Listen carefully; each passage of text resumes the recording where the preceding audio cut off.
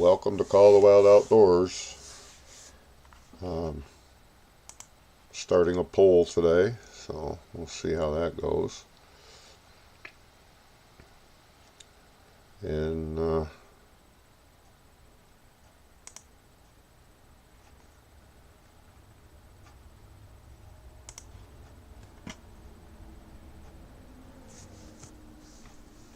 should be a lot of fun. So we'll see what happens. I do get the fishing report today. We'll cover that in a few minutes. I've been hitting the bow hunt in the last few days. I got out the other day for the first time. Got my stand set up about 2:30 in the afternoon or so, and got that all set. Walked back to the car, grabbed my bow and gear, and went back out to the stand. And I was up there just about an hour, and had a huge doe come in to the side of me, from the side of me, and she knew something was up. She kept sniffing the air and whatnot. I probably had a lot of scent. It was kind of warm, so I'd worked up a sweat carrying the stand out there. I used a ladder stand and assembling it and whatnot. But she didn't freak out and run out of there. She just kind of crossed at an angle. When she first came in, she was 35 yards. It was an area I had paced off, so I knew where she was at. And I actually thought she got a little bit closer to me. She was a big doe, and instead she got further away, and I ended up shooting just underneath her. I misquoted myself yesterday when I said just over, but it was just underneath her, and bagged me a nice tree. So what I thought to be 35, 38 maximum yards was about 43 to 44 yards out there, so I just went underneath her. But I'm sure I'll get another shot at her. She left, ran about 55, 60 yards and turned around and just was looking. She never snorted, never stomped, and then she just went into the heavy cover. So I was real careful when I got down from the stand, because you still got to verify that the arrow didn't hit and everything else. So I crept out to where the arrow was, and it was sitting in a tree, definitely underneath where should have been standing, and not a drop of nothing on it. So but I saw something, so it was a successful hunt. And then my grandson, he wants to, hi Swamp Rat, my grandson wants to hunt too, so I don't have time to get him into a compound bow for this year, but I can teach him and get him hitting bullseyes with my crossbow in 15-20 minutes. So that's what I'm going to let him use. And my shoulder's still messed up, so I can't draw back smooth my compound bow right now. I'm a little jerky with it, and at certain angles there's no way I can pull it back. So I just went out and bought a new crossbow yesterday that I sighted it, assembled it last night, sighted it in today. I'm super impressed with it. This one has a scope on it. But 40 yards I'm knocking bullseyes. I mean, the bullseye that I'm shooting at is just about double the diameter of the arrow, and I'm centering it on that at 40 yards. So I'm sure I'll go out and miss something.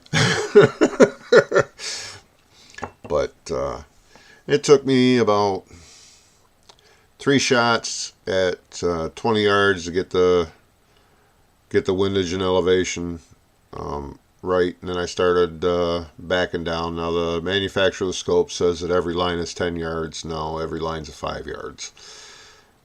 This bow that I got shoots 405 feet a second.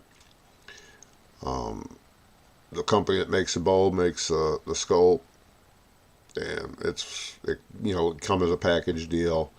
And no, it's not 10 yards. And I'm using 100 grain points with the arrows supplied. It's 5 yards. But like I said, 40, 50 yards with this bow is not a problem. Night and day difference between the two crossbows that I have. It's kind of like if you have a 357 Magnum and you're shooting 38 specials through it, target shooting, and you're shooting at a metallic silhouette target 50 yards away. You know, you hear you shoot the gun, you hear pow, tink, pow, tink, and then when you put a 357 Magnum in it, you know, it's pow, tink, pow, tink, pow, tink. Well, that's pretty much the difference between these two crossbows.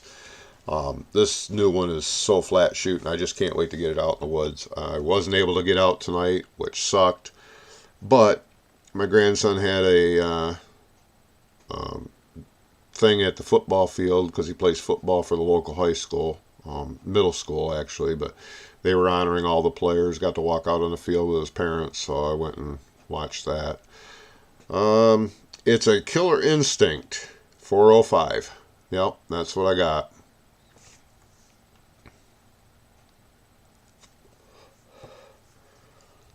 Real impressed with it for the money.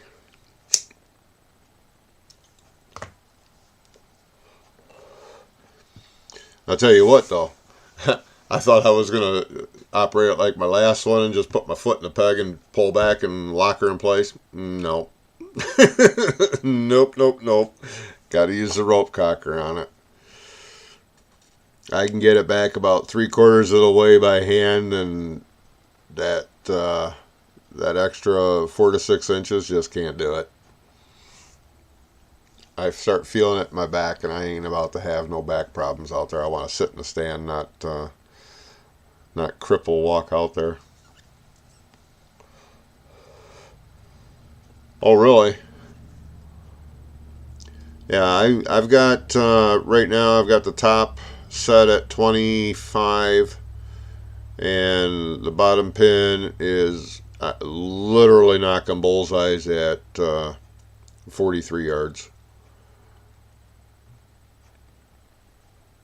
Wait a minute, is it the bottom pin?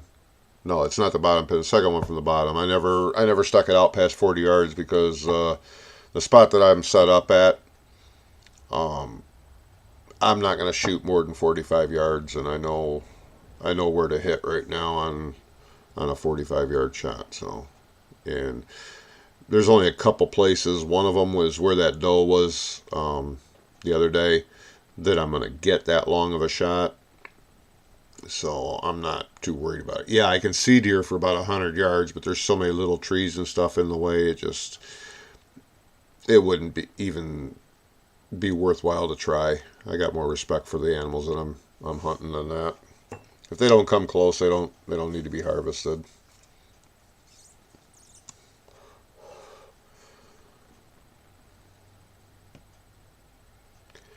It is doe hunter, but my compound bow, I bought it 1987, and I tagged my first deer with that at 65 yards, and all but 2 inches of the arrow went through her, and I hit part of the shoulder blade on the way in on the one side. It was kind of an angle shot. Yeah, my compound bow shoots way farther than my first crossbow did. The second one I'm not so sure about, but I had practiced at range. I wouldn't go take a shot like that right now, but I had practiced out to 80 yards, and I could stick a field point into a broadhead target at 85 yards, 7 inches, so I wasn't even worried about the power, and that's shooting a 63 pounds.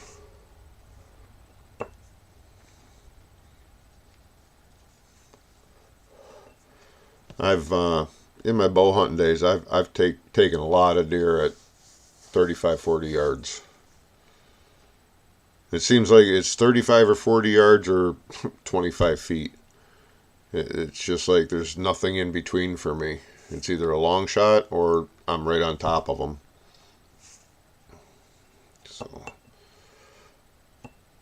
but like I said, I was pretty happy. I'm hunting state land. It was a new area that I went to. I just walked out there carrying my stand and was looking for something that looked good to me. And I found this one spot, and I'm like, "Ooh, this looks like it might be good." And set up, and within an hour of hunting, I saw one, so I was happy. I've been real lucky when it comes to picking a spot and then seeing deer the same day that I set up. And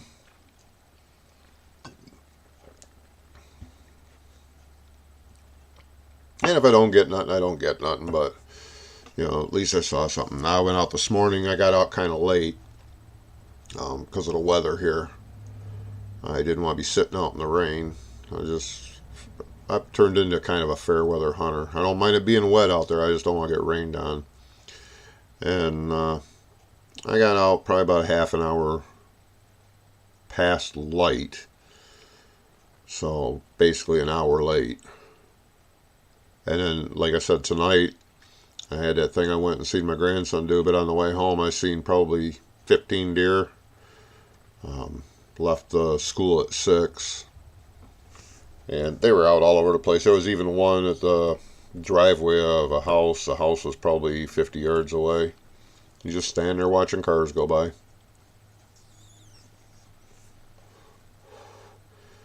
Two-inch circles at 60. That's pretty good. Yeah, I ruined one of my new arrows already. I peeled a piece of fletching off because I put it just about through my broadhead target. And I was shooting field points.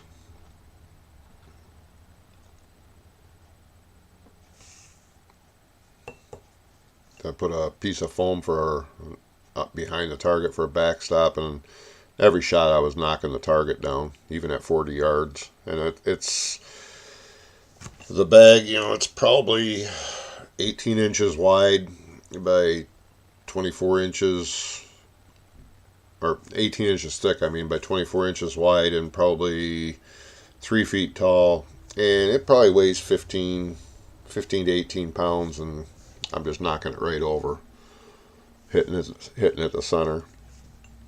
So I'm happy with that. I wouldn't even think about shooting a broadhead into that broadhead bag with this new bow.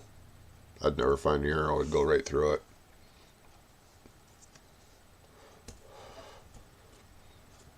I did see some squirrels this morning though, so that was a good sign. Could hear the nuts falling and stuff. And as long as it's not raining in the morning, I'll be out, but I'll be out with the new bow. That ought to be a trick for me to get that thing cocked up in the tree stand. Like I said, the other one I just stick it on my foot and pull it back by hand. This one's a little bit more involved.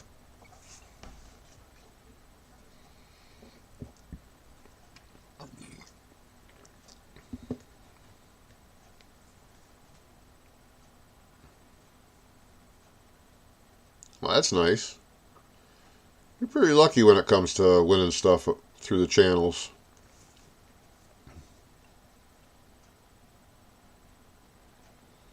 Yeah, that old bow that I picked it up the day I got married in 1987.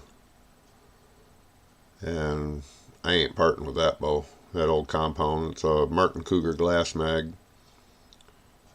And she chronographs good. She's not as fast as these crossbows, but it's probably faster than my first crossbow, but 175 grain tips, full length 2216 arrows, which are 36 inches long or something. I chronograph 227, 228. So I'm happy with that. And I've actually brought the broadhead weight down a little bit because it's too hard to find 175s. Oh, that's nice.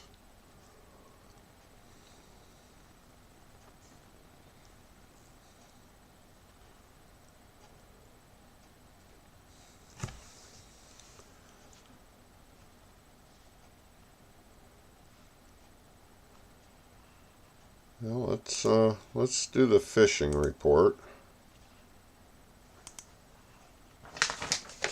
It's not good this week, guys. St. Joe's boats ain't making it out due to the lousy weather. This is 2 weeks in a row. Pier fishing is reported as slow. These guys are nuts getting out on these piers when the water's that rough. This report is slow for salmon, steelhead, and whitefish. They are fishing whitefish down south, but it's slow. Some fish are being caught at the Berrien Springs Dam, casting spoons, spinners, spawns, and skein. South Haven, again, lousy weather, no boats. Pier fishing's hazardous and reported slow for the suicidal guys going out fishing for salmon and steelhead. Grand Haven, same report, no boats going out. Guys went bow hunting instead. That's what my contacts did. They went bow hunting. Muskegon, no big water action. Guys are catching a few salmon inside the harbor area and inside Muskegon Lake, trolling, and some are also getting a few walleye. And a few nice perch have been reported as well using harnesses and minnows. Ludington, everyone is fishing the river and are doing decent further upstream. So they're basically right now, they're mostly a little east of Custer all the way into Baldwin. You got to watch, there is a flies only stretch there between Branch and Baldwin. It's a small area, but just be careful of that area if you're not using flies. Let's see. The guys venturing out on the pier are targeting whitefish, and the action is slow. Manistee, boats that do make it out are reporting slow bite on steelhead and immatures. Fish are upriver and in Manistee Lake, although the lake is starting to wind down significantly.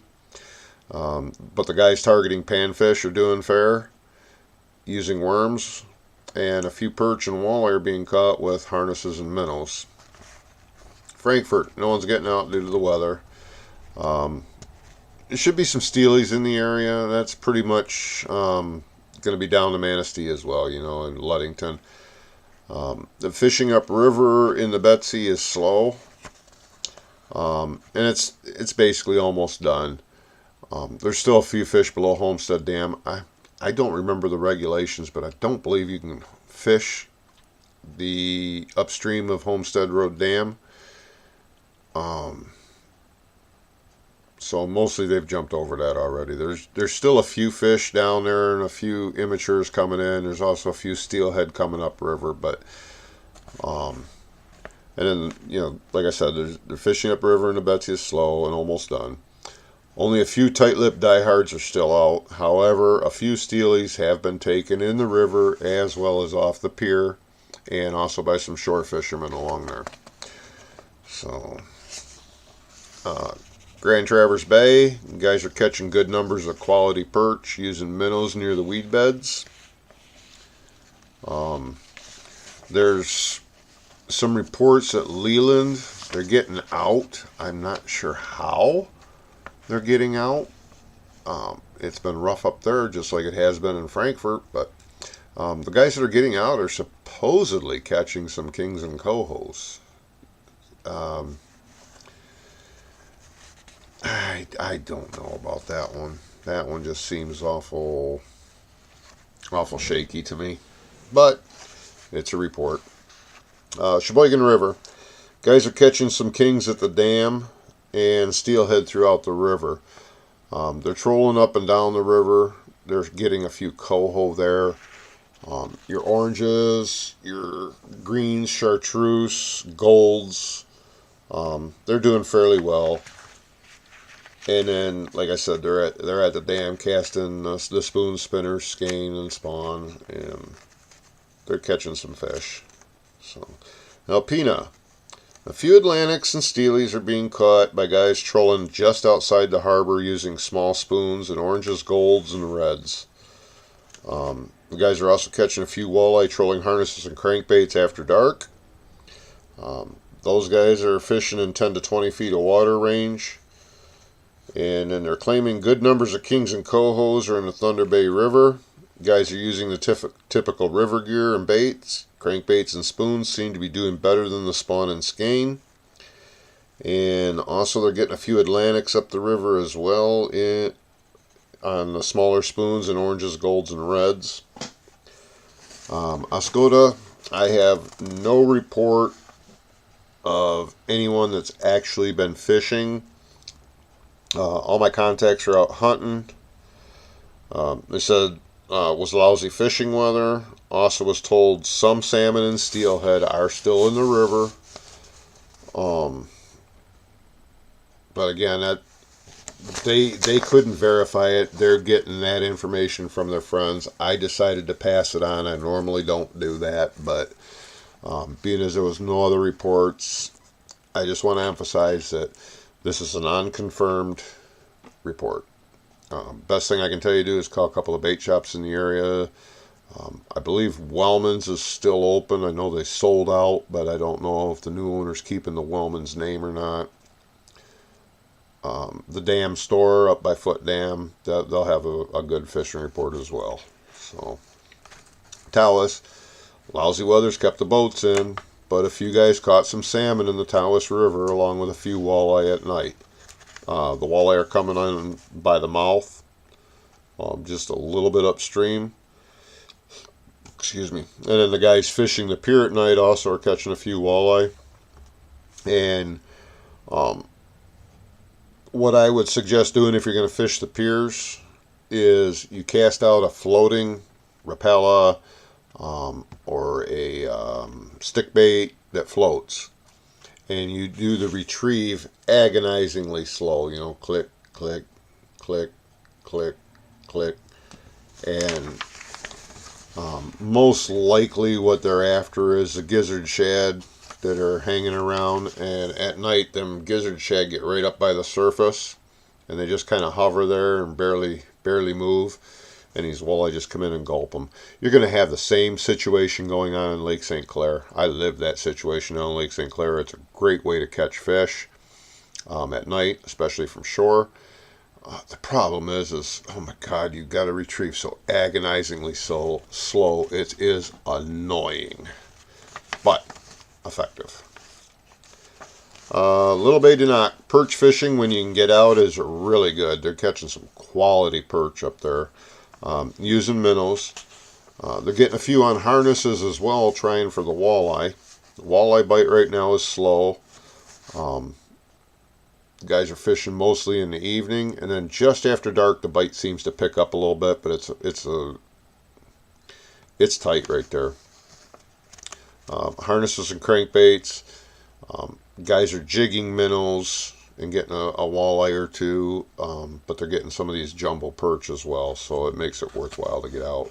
You know, I'll take a couple of 12-inch walleye any day over a limit of walleye. A couple 12-inch perch, I mean, over a limit of walleye any day.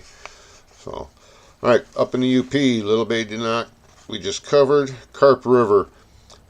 There's some coho and steelhead action is being reported using spoons, flies, and spawns in the Carp River. Nuns Creek, which is up in that area someplace. I don't know where. But my guy's telling me that they're still catching kings and cohos in there. So, if you know about that area, there's your fishing report. Okay, northern UP along Lake Superior. Pretty much any river with a current up there has some salmon in it. Most all the harbors are reporting good catches of lake trout, some salmon, coho, steelhead. Every now and then somebody picks up an Atlantic, which I didn't even know they were getting Atlantics in the Upper Peninsula, you know, that far over. I knew, but that's the report up there as well. That's also our fishing report for the night. Like I said, not the greatest, not the worst. There's fish out there. I will say one thing, they are catching some nice perch on Burt Lake. So if you're going to be in that area and you want to catch a couple dinners or a dinner, Burt Lake's the place to be.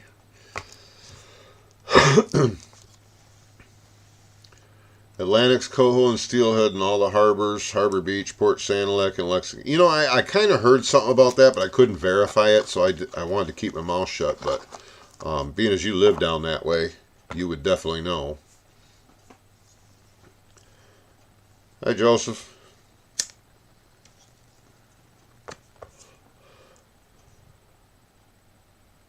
Oh, nice. Nice. Yeah, right now I'll pop a doe in a minute. I got some friends that could use some meat, plus I could use some venison. And Quite frankly, if it was legal to shoot a spike buck here where I'm at, that's what my target would be, is a spike buck or a big doe. I'm a meat hunter. I'm not a trophy hunter, so I will admit right now though that if I got my choice of two bucks, I'm going to take the bigger one out. But I have my own reason for that. It's not to say, I got a big buck. It's just to piss off these guys that don't know how to hunt and got these antler restrictions in there. Take one more of the ones that they'd be after out of there. That law was the biggest farce. I got a bunch of guys together to try and get Boone and Crockett and commemorative bucks to not accept Michigan deer because they're treating it like a damn shooting preserve now. It's not natural when, and I've seen it ever since they enacted this law up in this area. These 4 points, 6 points, 8 points, they walk right up to you.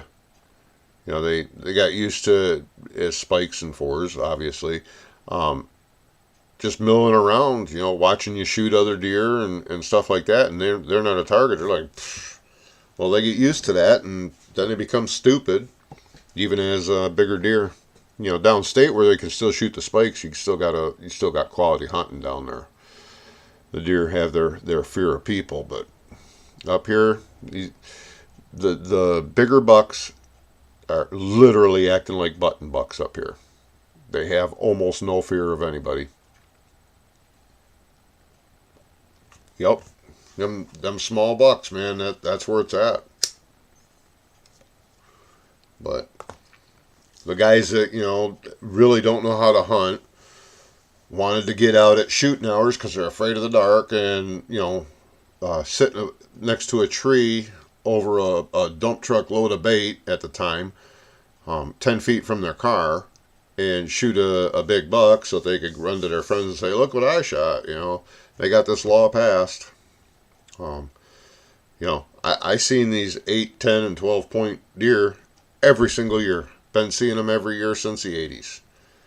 And they are almost nonstop, always followed by a 4 point or a spike buck. Those are my targets. Well, now I'm not allowed to shoot those ones anymore, so now I'll take the bigger ones just to piss them off and make one less out there for them. Glow yellow, orange, pink, and greens. Okay. Arctic spinners are the ticket. This is in Harbor Beach, Port Sanilac, and Lexington, folks. All right, Pat, you have a good day or a good weekend. If you can, get out bow hunting. I know your situation, so I know it's rough right now.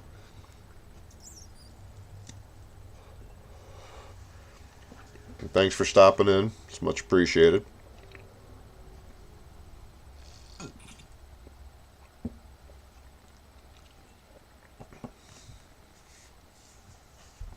But yeah, like I said, if you get far enough away from the road, them big bucks have always been out there. And there's always a spike and a 4 following them around, especially during the rut. I've never seen a big buck walking from about November 1st right up until December 1st. I've never seen a big buck walking without the smaller one around him.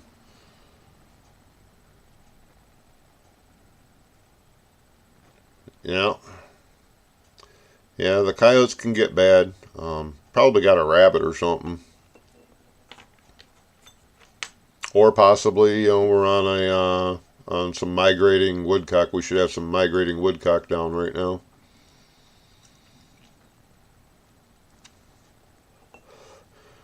They might have gotten into a little covey of them and just started smashing them.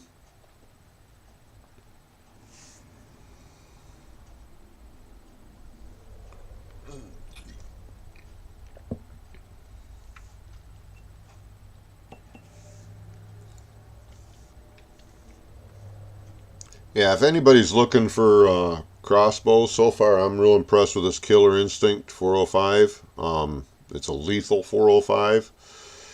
And I got mine at the Sportsman's Warehouse in Traverse City, $229.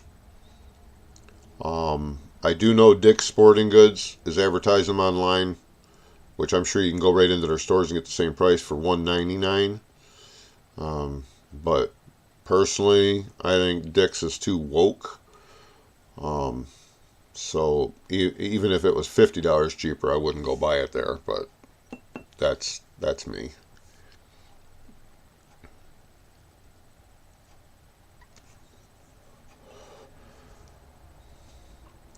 No, it like I said, for what you get a quiver that'll hold 3 arrows. That's the one thing I hate.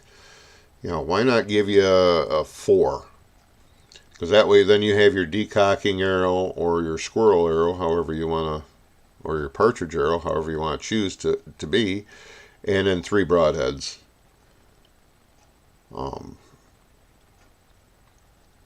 but no, they're giving you basically two broadheads and the decocking arrow. Um, because as you know, you should not lower that bow in and out of the stand while it's cocked. And they recommend that you decock it before you climb down, as they should. I'm Sometimes I go up with the thing cocked, but um, if that's the case, then they want you out there with only two hunting arrows. Well, that's that's not a good thing to have, because I've had where I've taken two shots at a standing deer, hit it both times, the deer never even flinched. And I was knocking the third arrow when it just dropped. But what would have happened if the second arrow it would have took off, and let's say they were bad hits? Um, I got to have a third shot when I'm tracking that thing. So I am going to order a different quiver for it. That's the biggest downfall I got. I don't know why these companies only put 3 arrows on the thing. My old compound or crossbow was the same way. It held 3 arrows, but it had room to cut notches in it to add a fourth without it looking out of place, and that's what I did. So that carries my squirrel slash partridge slash decocking arrow. I get a lot of squirrels and partridge when I'm out bow hunting.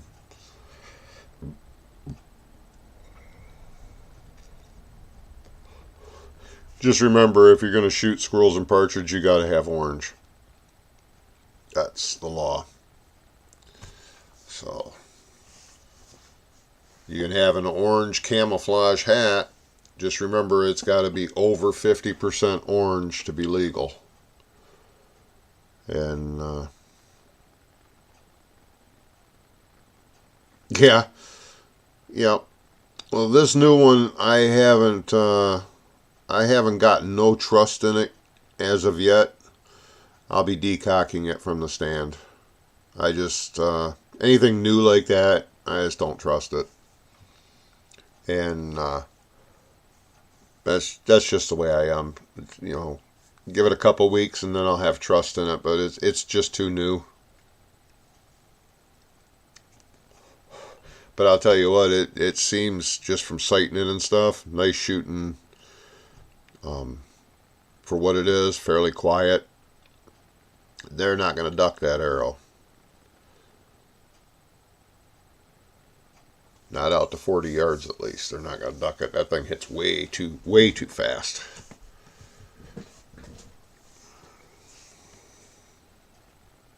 They may hear it just before the arrow hits them, but they ain't going to have any kind of time to react. I still won't shoot at one that's on springs, alert, but you can usually outweight them. Heck, that one the other day, I watched it for 25 minutes before I got a shot at it. It was just eating and taking its sweet old time. And the worst part is I thought I had the whole thing on cam. I had the cam mounted up here on my hat, and yeah, the camera didn't turn on. So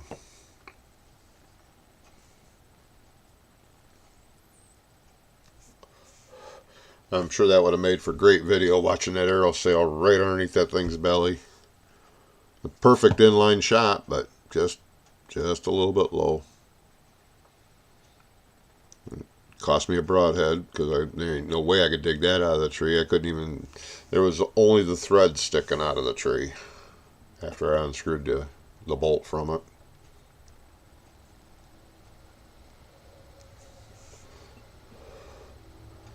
Yeah, they like cats.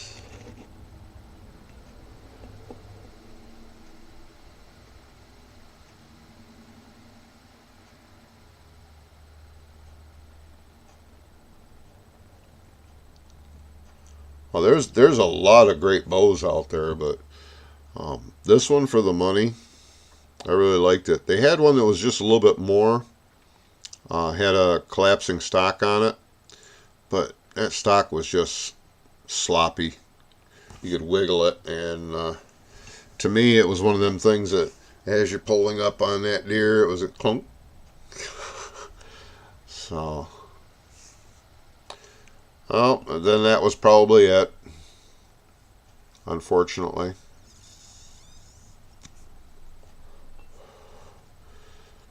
They are hell on cats, that's for sure.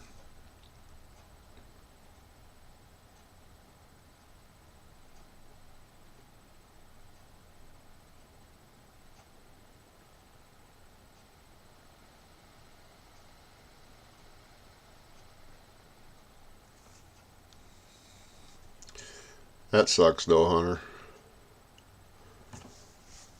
Well, mine, I had my little jersey gloves on, and when I hit the button, I just didn't hit it hard enough, so I cut a slit in that. I can stick my finger out, and then I can pop the button on, and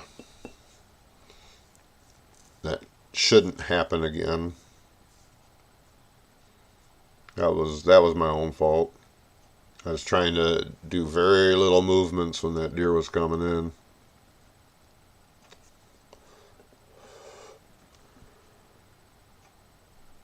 What sucked is, about 15 minutes after I seen her, she finally got into where she was moving toward areas I might get a shot, so I lifted up the bow which was blocking my face quite a bit because I didn't have a face mask out there, but um, I had to hold it up a long time before I ever got a shot.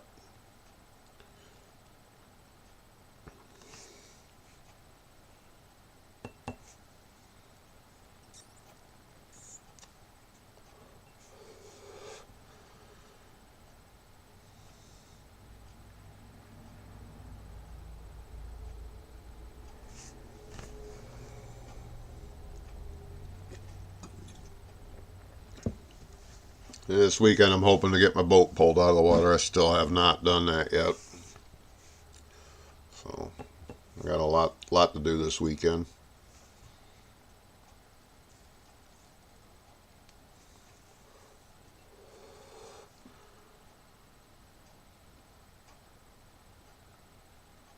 Good, depending on if I can get a hold of a truck or not.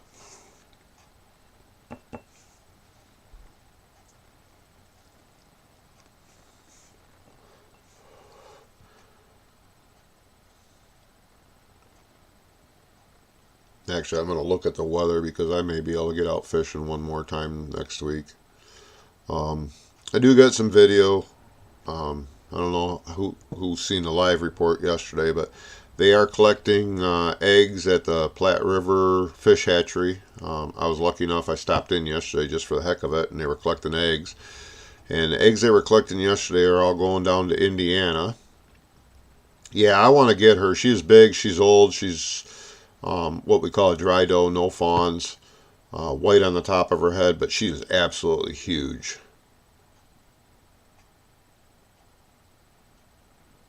Oh, wow. That sucks, though, Hunter. But anyways, they are collecting eggs at the Platte River Hatchery. There was a bunch of people up there from Indiana helping out the guys from Michigan. Um, The fish were being packed into tubs that were marked food bank. Hopefully that's where they're actually going, and it isn't a scam trying to scam the people coming in and watching, you know. But guys talked to me a little bit. I got part of it on camera. I don't know how legible it is. I haven't gone over the footage yet. And then I did a live segment afterward. The tanks are pretty full. There's still fish coming up the ladder. Apparently they had drained the tank closest to the harvest house, and they had moved their setup to the second tank, and the first tank was already filling back up with fish. So, and there was still quite a few of them below the weir. I did some filming. It didn't show up with my phone when I was live, and I couldn't zoom when I was live. I just couldn't see the screen. It was just too bright out. And I'm sure the GoPro isn't going to pick it up either. The GoPro is kind of lousy on anything over 30 feet as far as trying to pick up the fish. It'll pick up the bed area. I doubt if it'll pick up all the fish that were sitting there underneath it. But if you're bored and you're up in the Benzie County area, do stop in at the fish hatchery. They got a nice little museum area there. It's a great place to take kids. You can go through some of the runway houses, and if you're lucky, they'll be harvesting eggs again, and that's quite the operation to watch. When you're first looking at it, it looks like a total chaos, but they do have a system there. There's two guys on the one area where they're sorting the fish. They go through and they pop them with an air hammer. Excuse me. And then they sort out the males and the females. They go to two different tables and they clean them up, and it's kind of interesting. But I'm glad to see Indiana stocking the coho there. And the guy told me that they give eggs to Indiana, Illinois, Wisconsin. So it's all a joint effort. And the more of these other states that plant, the better our fishery is going to be. Yes, they kind of overplant like they did in the past, and that's what happened to our perch population. They can say what they want, but most of them biologists will sit and argue with you and tell you they don't eat perch, but when you're catching fish after fish after fish with perch in their belly, and perch is a consistent color to use for these fish, yeah, they're eating perch. And now that the population's down, the perch population's climbing, smelt population's climbing, alewife population's climbing. So we can withstand a few more fish now. You know, we got good bait pods out there, without it detrimenting the perch population.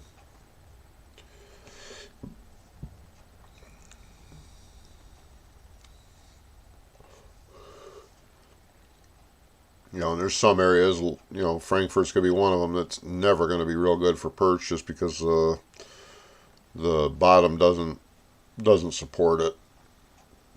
We don't have the weed beds. The water gets deep fast. You know, there's a few areas, but now Platte Bay could support some perch. Yep, lake trout will eat them too, but they're not as hard on them as the salmon are. Because what the lake trout do is they come in at night and zap them. That's why you can shore fish lake trout at night and catch lake trout. They come in to get the minnows and stuff like that.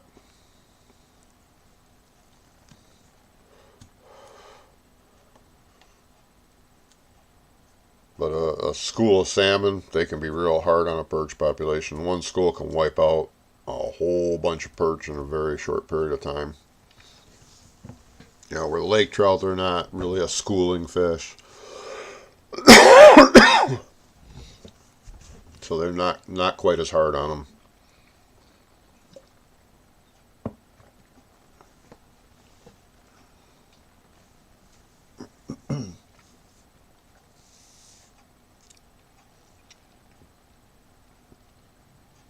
Yeah, that that doe that I seen the other day, I'm pretty sure I seen her again because although she knew something was up, she didn't leave out of there with her tail up, which is always a good sign. You know, it means one of two things: either they don't know what they're running from, they're just running, or they've been hit. Well, this one wasn't hit. So she just left the area and she only ran a little ways. I watched her. She stopped, just kind of turned around and looked. You know, did one of the little head bob things, never pounded her foot or snorted or sneezed or anything like that. Wiggled her ears and went on about going up into the heavier cover. So she basically ran from the noise. Maybe her belly got vibrated by some fletching when it hit the tree. I think it was a little bit lower than an actual. I think I missed her by about 3-4 inches, but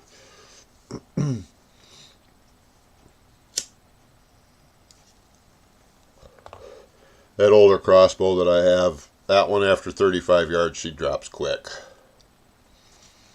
And I knew she was a big doe, but she was obviously a whole lot bigger than I thought she was because I way underestimated the yardage.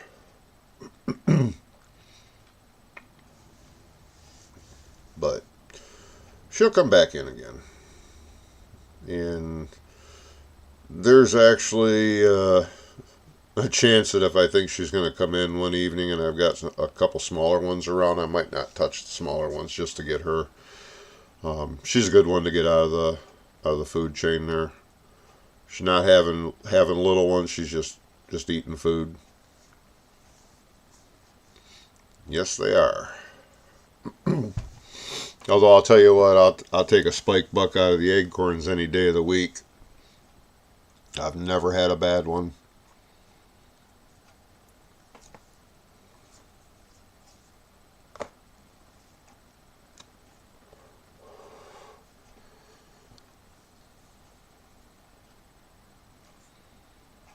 The only thing I'm kind of worried about is that she's old enough that she might be a little on the tough side, but it's still a doe, so probably not. As long as she isn't too alarmed when I pop her, um, doesn't get all that adrenaline flowing through her, should be okay. If not, I'll just grind her up into burger. Venison burger for chilies, spaghettis, um, campfire dinner patties inside the tin foil with potatoes, onions, and carrots. Make some sausage. But I'll bet you anything that deer was every bit over 225 pounds.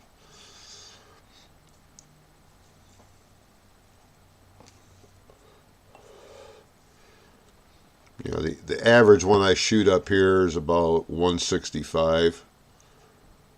But now the property that I had not too far from where I live now, I had 23 acres years ago. That one had some really huge deer on it. And I did pop a doe that went 275 dressed one time. Got her with my muzzle loader.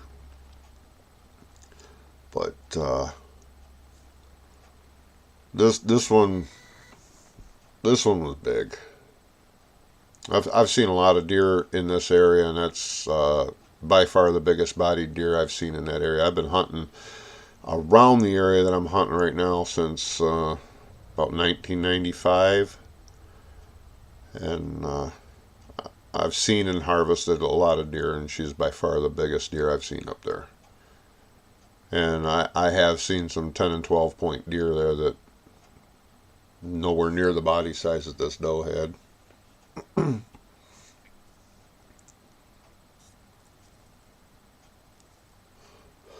Nice. Snack sticks are always good.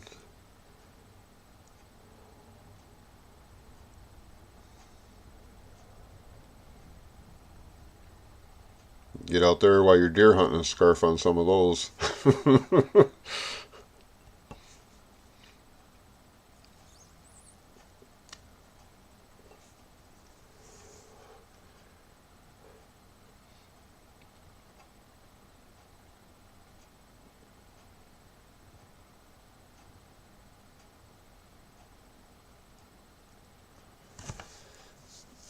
Alright, well, what I'm going to do is I'm going to end the poll.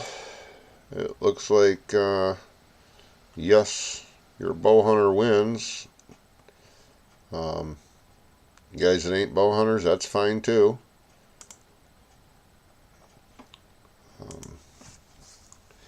Everybody has a preference. So I like to do just about everything out in the outdoors. I like fishing, hunting, camping. I get a bug in my butt and I'll just go out like I did yesterday and just do some sightseeing.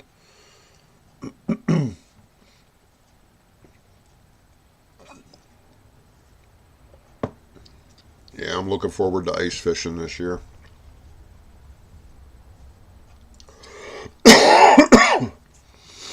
Should be saltwater fishing hopefully a month from now.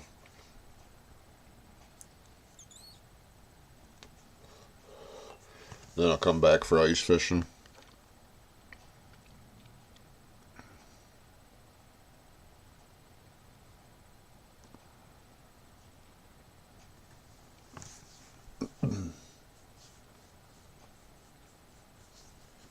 I got some video of being up in my stand that I'll probably post online just for the heck of it. Just so people get an idea of, what to look for when you're out looking for a spot to hunt. Yeah, we got some good colors up here right now. I took some video driving in toward Traverse City yesterday after I left the fish hatchery.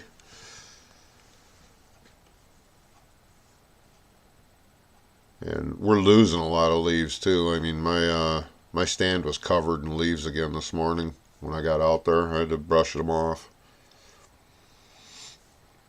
It's mostly the maple leaves that are falling right now.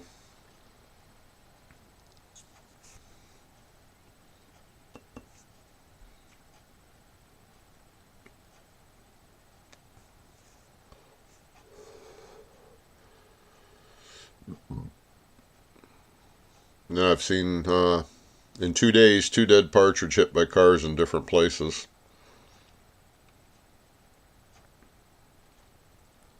Such a waste. Best eaten wild bird there is.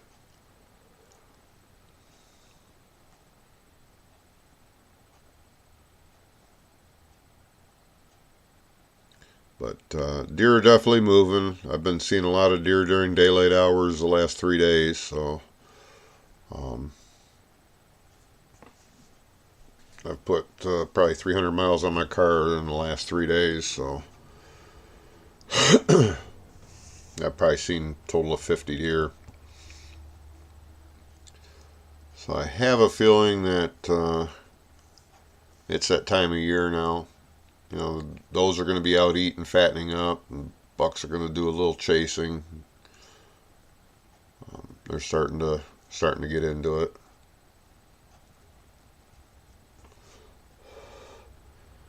I heard they're getting a few perch and torch. But Burt Lake right now is where it's really happening. And then, Little Bay de Noc.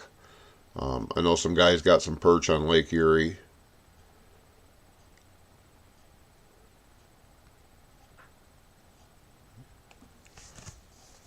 I've been seeing some big perch coming across one of my Facebook feeds.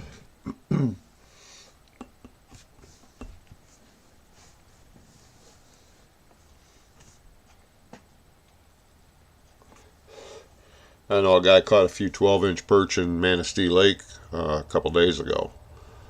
So he was all geeked up about it. Wanted me to come down the other day, but I just couldn't. I had to go to work that day, and so I had to pass on that trip. But trust me, I would have loved to get out for some perch. That's my favorite eating fish. Nothing I like more than perch. I like catching walleye, but perch are the best eating. Walleye are close. Bluegill, walleye, crappie, they're all the same to me, and they're just a little under the perch. Oh, was it? Yeah, but you can only keep them if they're certain point upriver. If they're down by the mouth, you can't keep them.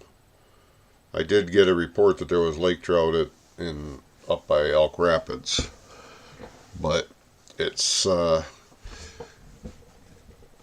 it's an area where you got to watch where you're standing. So I tried not to report on that with the fishing report because I don't want to see anybody get a ticket just because they're 5 feet away from something.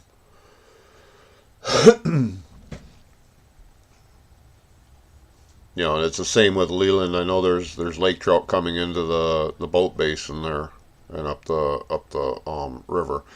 I didn't report on that either because that's an area that's a no-no.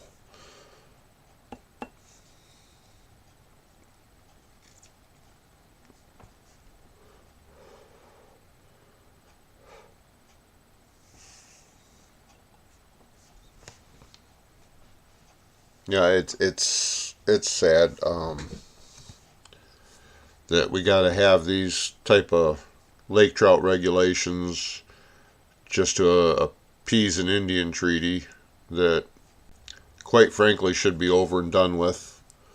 The lake was pretty much empty of lake trout because they over netted it, and the sportsmen restocked it.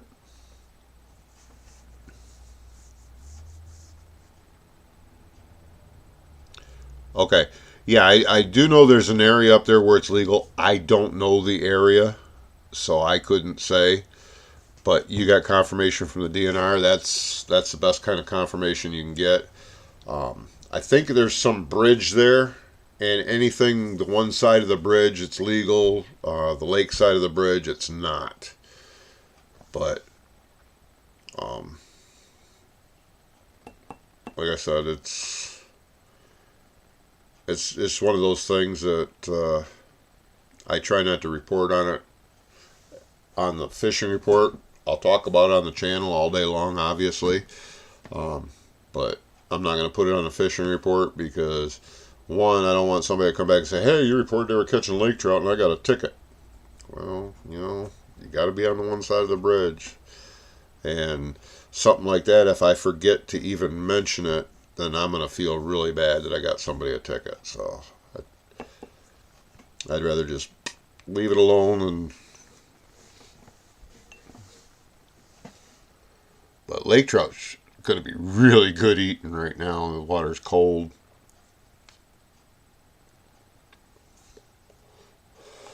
Is there still some salmon up in there? Or are those pretty much done too? Because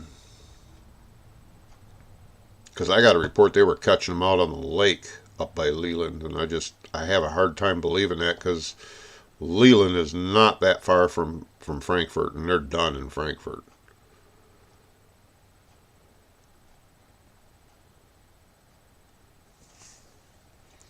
Yeah, but I always say it's better safe than sorry, anyways. Now I do know they are catching whitefish occasionally from some of the piers now, so if you got a hankering for some whitefish, you can always go out and give that a try. And a lot of guys use spawn for them, so you always have that chance of picking up a steelhead off the piers right now. But about done, okay. So they got to be immatures that they're catching out on the lake, even though the guy said they're big kings. It seemed too strange to me, especially for that area, because that area the water's even a little colder than it is here in Frankfort. It's 40 miles north.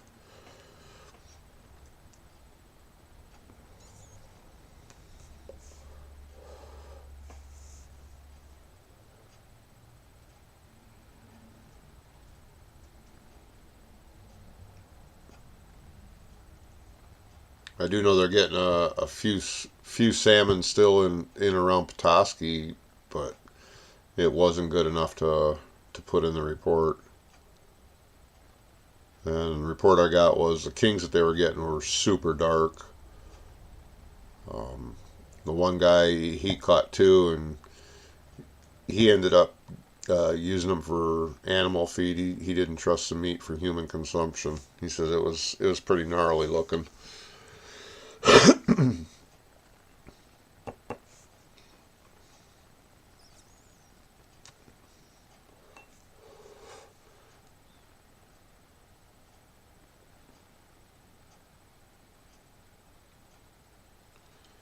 I know there's still a lot of coho left to run. Them dang things, they seem to run for months.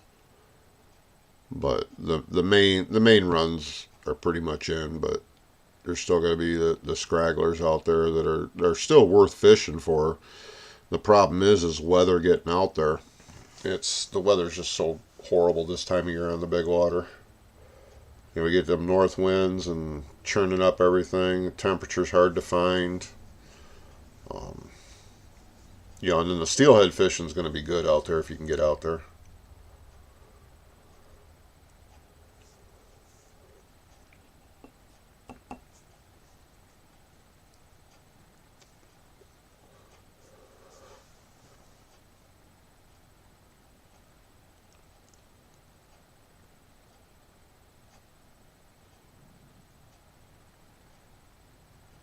By the way, guys, I'm getting some reports that hunting ammunition is getting harder and harder to find.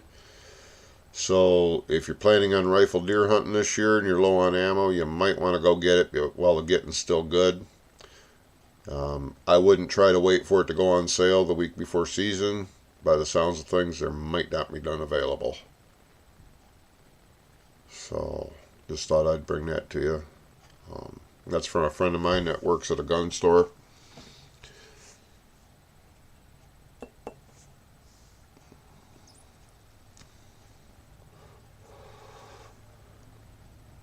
Well, steelhead are fun, definitely.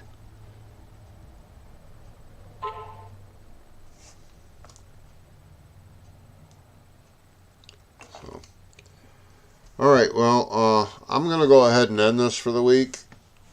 Um, I might go live from the tree stand this weekend if I have the chance. If there's deer around, there won't be any talking at all, but I'll try to focus in on the deer. I've figured out how to finally switch the camera on my phone.